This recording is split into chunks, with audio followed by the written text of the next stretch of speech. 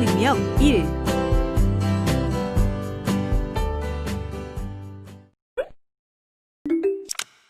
직장인의 기본은 주어진 일을 잘하는 것입니다.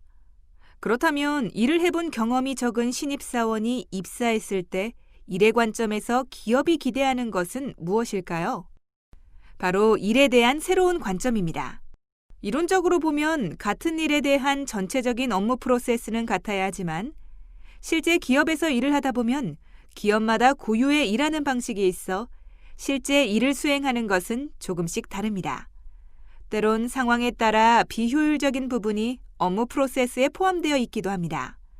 신입사원의 경우 일을 대할 때 과도한 열정과 의욕으로 회사가 정한 프로세스나 보고 양식을 지키지 않고 자기 주관으로만 일을 하여 전체 업무가 흔들리는 경우도 종종 생깁니다. 경력사원의 경우 기존에 일하는 방식에 익숙해서 이직하는 회사의 업무 프로세스를 제대로 이해하기 전에 자기만의 방식을 고집하는 경우가 있습니다. 그러면서 회사의 시스템이 없어서 일을 못하겠다는 말까지 하는 사람도 있습니다. 사실 일하는 방식을 제대로 알고 있는 사람은 시스템이 없을 경우 표준적인 업무 도구를 활용하여 시스템과 거의 동일한 효과를 내는 방법을 생각해냅니다. 따라서 시스템이 없어서 일을 못하겠다고 말하는 것은 일을 제대로 배우지 못했다는 것과 같은 의미입니다. 신입사원이든 경력사원이든 자신이 소속된 조직의 일하는 방식을 이해한다는 것은 매우 중요한 일입니다. 간혹 창의성이라는 이름으로 때로는 불합리한 것을 개선한다는 명목으로 회사의 업무 프로세스를 제대로 이해하기도 전에 자신만의 방식을 고집하는 경우가 종종 있습니다. 하지만 조직의 업무 프로세스는 조직 공동의 목적 달성을 위하여 자신의 업무뿐만 아니라 유관 부서의 업무와도 밀접하게 연계된 활동체계이기 때문에 조직 업무 프로세스에 대한 충분한 이해가 뒷받침되어야 합니다. 이번 차시는 직급 및 직무체계의 이해, 직무와 업무의 개념 이해 및 유형, 그리고 직무의 특성에 대해 살펴보도록 하겠습니다. 이번 시간에 학습할 내용에 대한 학습 목표를 알아보겠습니다. 오늘 학습을 마치고 나면 여러분들은 직무와 업무의 개념을 이해하고 구분할 수 있으며 직무의 유형과 특성을 이해하고 자신의 업무 특성을 설명할 수 있습니다. 그럼 지금부터 본격적인 학습을 시작해 보도록 하겠습니다.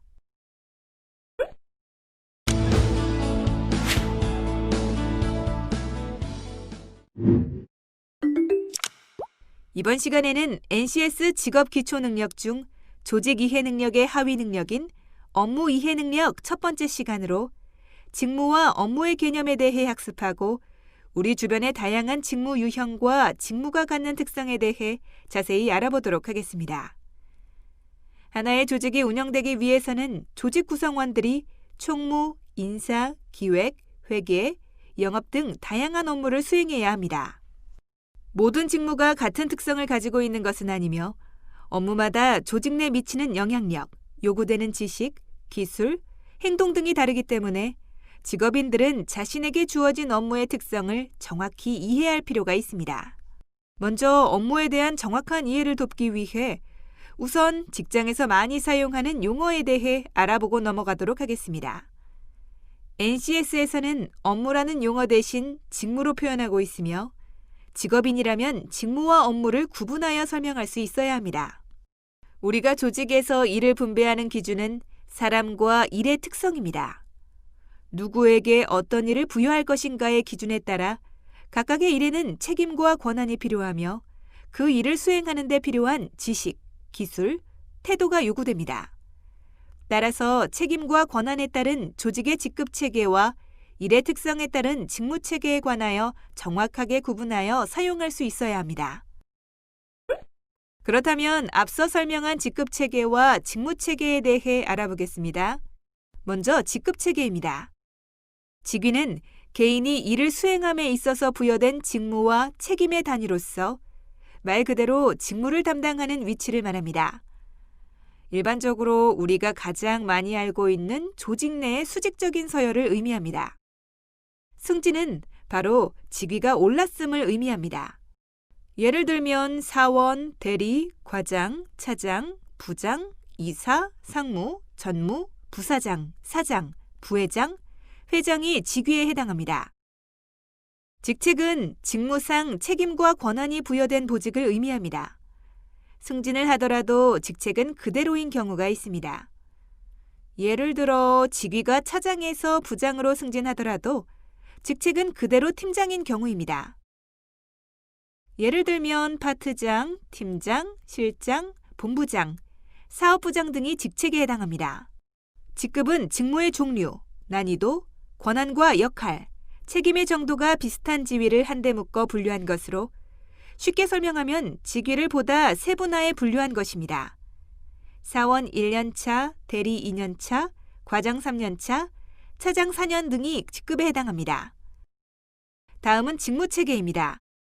직군은 회사 전체의 비전과 전략의 달성을 위한 비슷한 특성을 가지고 유사한 성격의 조직공헌을 보여주는 직무들의 집합을 의미하며 직렬은 직군과 직무 사이에 두는 직무분류 단위로 유사한 직무 역량이 요구되고 업무 분야가 유사한 직무들의 집합을 의미합니다.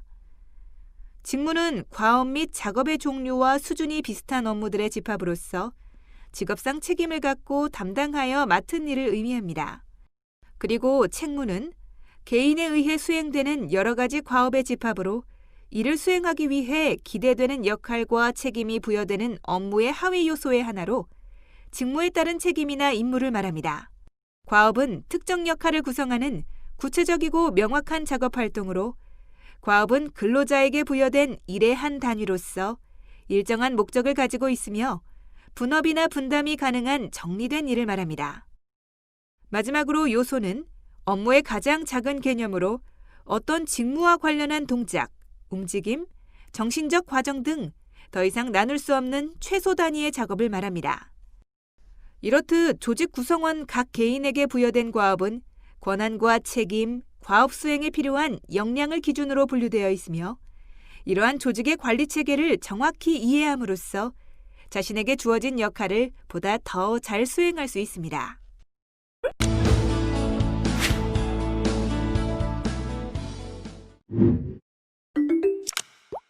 일반적인 업무의 의미는 조직 안에서 직업상 책임을 갖고 담당하여 맡은 일이라는 포괄적 의미로 사용되고 있지만 정확히 구분하자면 앞에서 학습한 직무체계에 따른 과업과 동일한 의미로 설명할 수 있습니다. 과업은 특정 역할을 구성하는 구체적이고 명확한 작업 활동으로 근로자에게 부여된 일의 한 단위로서 일정한 목적을 가지고 있으며 분업이나 분담이 가능한 정리된 일을 말합니다. 직군, 직렬, 직무, 책무는 조직 내 2인 이상의 집단적인 활동의 집합이지만 과업의 경우 개인에게 부여된 구체적이고 명확한 작업 활동으로 매우 일상적이며 반복된 활동을 의미합니다. 업무의 법률적 의미는 사회생활상의 지위에 기하여 계속 또는 반복하여 행하는 사물을 의미하고 있습니다. 업무는 객관적으로 상당한 횟수를 반복하여 행하여지거나 또는 반복 계획할 의사로 행하여진 것이어야 합니다. 따라서 호기심에 의하여 단 1회 수행한 것만으로는 업무라고 할 수 없습니다. 그러나 장래 반복하여 행할 의사로 행한 때에는 단 1회의 행위라도 업무에 해당합니다. 우리가 뉴스를 통해 자주 접하는 업무상 과실치사의 경우 직무상 과실치사가 아닌 업무상 과실치사라는 법률적 용어를 사용하는 이유도 업무의 범위를 조직의 목표를 달성하기 위해 개인에게 부여된 구체적이고 명확한 작업 활동으로 보고 그 활동에 대해 필요한 주의를 게을리함으로써 사람을 죽음에 이르게 한 경우 그 가해자에 대해서 주어진 형벌을 의미하기 때문입니다. 이번에는 직무에 대해 알아보겠습니다. 직무는 과업 및 작업의 종류와 수준이 비슷한 업무들의 집합으로서 특히 직책이나 직업상 책임을 갖고 담당하여 맡은 일을 의미합니다. 즉, 어느 정도 비슷한 업무 내용을 가진 직위들을 하나의 관리 단위로 설정한 것이 직무입니다.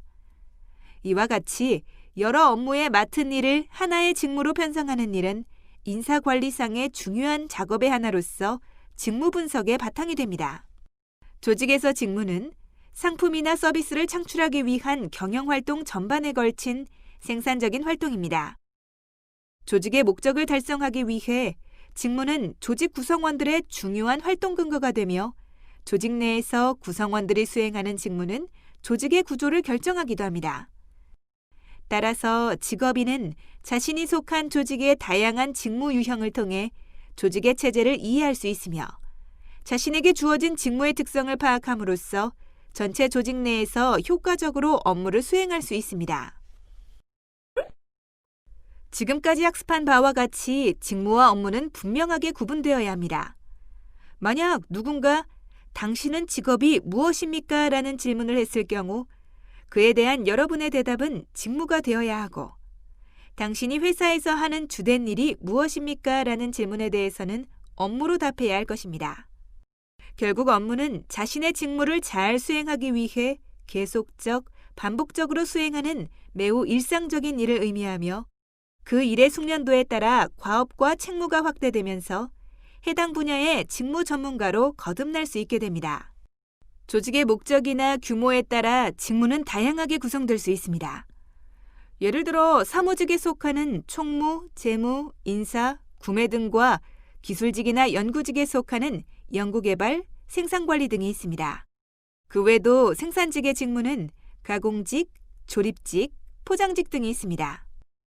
또한 같은 규모의 조직이라고 하더라도 직무의 종류와 범위가 다를 수 있습니다. 이처럼 직무의 종류를 세분화할 것인가, 직무의 수를 줄일 것인가의 문제도 조직에 따라 다양하게 결정될 수 있습니다.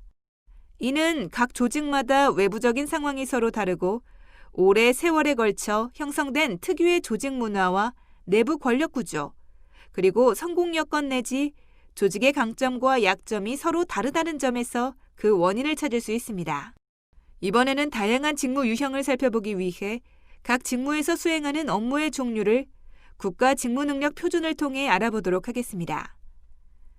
한국산업인력공단에서는 국가직무능력 표준을 통해 산업 현장에서 직무를 수행하기 위해 요구되는 지식, 기술, 태도 등의 내용을 국가가 체계화하여 대분류, 중분류, 소분류, 세분류 직무로 분류하여 제공하고 있으며 NCS상에서의 직무는 세분류를 의미합니다. 다음은 국가직무능력표준에서 제공하는 경영, 회계, 사무직종의 직무분류 체계를 확인해 보도록 하겠습니다. 국가직무능력표준은 경영, 회계, 사무직종에 대하여 중분류, 소분류, 세분류로 구성하였습니다. 따라서 총 27개의 직무가 소개되어 있습니다. 버튼을 클릭하여 27개의 세분류 중 고객관리, 인사, 회계감사, 자재관리, 유통관리 5가지 직무에 대한 정의 및 각 직무에서 수행하게 되는 업무, 즉 능력 단위 요소에 대해 하나씩 알아보도록 하세요. 지금까지 알아본 것과 같이 하나의 직무는 다양한 업무로 구성되어 있으며 모든 조직이 동일한 직무에 대해서 동일한 범위의 업무를 수행하지는 않습니다. 조직의 규모 및 특성에 따라 직무의 종류와 업무의 범위가 다르고 같은 규모의 조직이라 하더라도 모두 다르게 구성될 수 있습니다. 이처럼 조직 유형에 따라 직무의 유형과 종류가 다양하게 결정될 수 있습니다.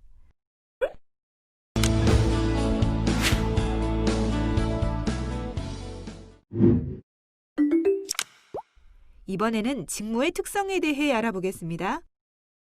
조직 내에서 직무는 조직의 목적을 보다 효과적으로 달성하기 위하여 세분화된 것이므로 궁극적으로 조직 내 모든 직무는 같은 목적을 지향하고 있습니다. 이처럼 조직 공동의 목적을 달성하기 위해서는 세분화된 직무가 하나의 방향성을 갖도록 통제되어야 하므로 직무는 조직에 의해 부여되며 개인이 선호하는 직무를 임의로 선택할 수 있는 재량권이 매우 적습니다. 직무는 조직 내 다른 직무와 밀접한 관련성을 가지고 있기 때문에 직무 수행 자체는 독립적으로 이루어지지만 직무 간에는 서열성이 있어서 순차적으로 이루어지기도 하며 서로 긴밀하게 정보를 주고받기도 합니다. 또한 어떤 직무는 구매에서 출고와 같이 일련의 과정을 거치는 반면 어떤 업무는 상대적으로 독립되어 이루어지기도 합니다. 연구, 개발 등과 같은 업무는 자율적이고 재량권이 많은 반면 조립, 생산 등과 같은 업무는 주어진 절차에 따라 이루어지는 경우도 있습니다. 이렇듯 조직 공동의 목적을 위해 세분화된 직무가 전체로 통합되기 위하여 직무는 다양한 특성을 가지고 있습니다.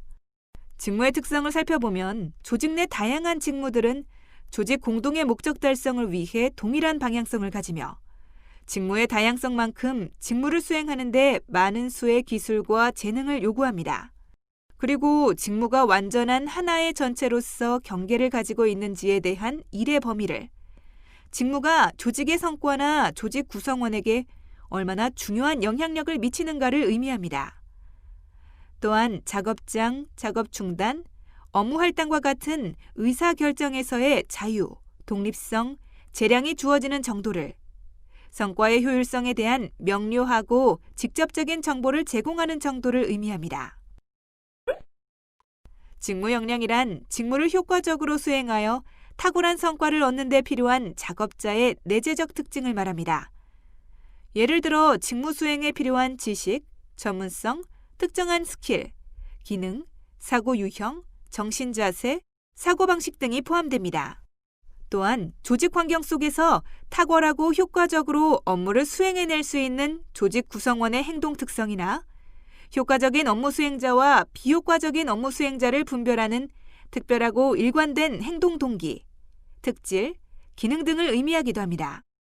심지어는 우수한 인재의 성과를 평가할 때 기준이 되는 지표가 되기도 합니다. 직무 역량은 일상생활에서는 잘 사용하지 않는 용어입니다. 일반적으로 직무 능력이라는 단어를 더 많이 사용합니다. 그럼 역량과 능력은 어떤 차이가 있을까요? 사전적 의미를 살펴보면 능력은 일을 감당해낼 수 있는 힘이고 역량은 어떤 일을 해낼 수 있는 힘이라고 나와 있습니다. 예를 들어 조리사 자격증을 소유하고 있다는 것은 음식의 조리 능력을 보유하고 있다는 의미가 됩니다. 하지만 이 말이 곧 요리를 잘한다는 의미는 아닙니다. 즉, 요리를 잘하는가는 조리사 자격증의 보유 여부로는 알 수 없습니다. 역량이라는 말은 조리사 자격증을 보유하고 있는 것이 아니라 요리를 얼마나 잘하는 것인가를 묻는 말입니다. 요리를 유명 셰프처럼 잘한다는 것은 요리사의 역량이 높다 또는 요리사의 역량이 있다는 말로 표현할 수 있습니다. 요리사의 역량은 자신에게 주어진 식재료들을 효과적으로 조리하여 탁월한 맛을 내는 데 필요한 요리사의 내재적 특징을 의미한다고 볼 수 있습니다. 요리사가 갖추어야 할 능력으로 식재료 및 레시피에 관한 풍부한 지식과 경험, 칼과 불을 다루는 기술, 손님과 음식을 대하는 태도 등이 있을 것이고 이러한 능력들을 발휘하여 안정적이고 일관되게 탁월한 맛을 유지한다면 그는 요리사로서 충분한 역량을 갖추었다고 설명할 수 있습니다. 한 가지 예로 요리사에 대해 설명하였지만 직무의 다양성만큼이나 직무 수행에서 필요한 지식, 기술, 태도 사이에는 커다란 차이가 있습니다.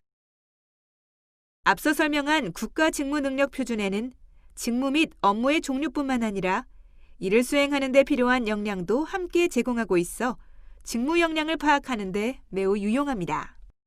클릭 버튼을 클릭하여 국가직무능력표준에서 제공하고 있는 사무행정 업무관리 직무기술서 예시를 확인해 보세요. 이를 통해 각 직무에서 요구하는 직무 역량을 확인할 수 있으며 자신의 담당하고 있는 직무 및 업무를 검색해보고 요구되는 역량을 확인해 볼 수 있습니다. 직무기술서에 대해 살펴보겠습니다.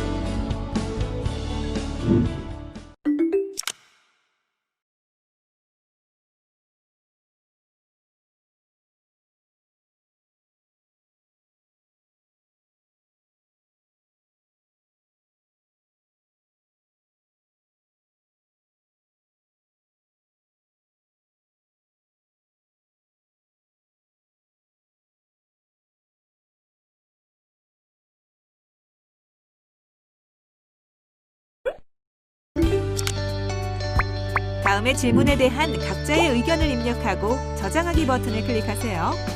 전문가 의견 보기를 클릭하면 전문가의 의견을 살펴보실 수 있습니다.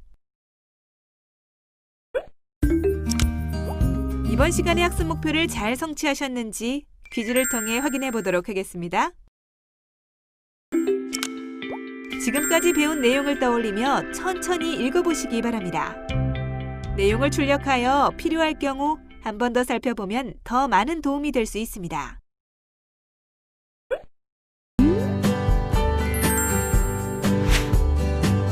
이번 시간에는 업무 이해 능력 1에 대해 살펴보셨습니다. 수고하셨습니다.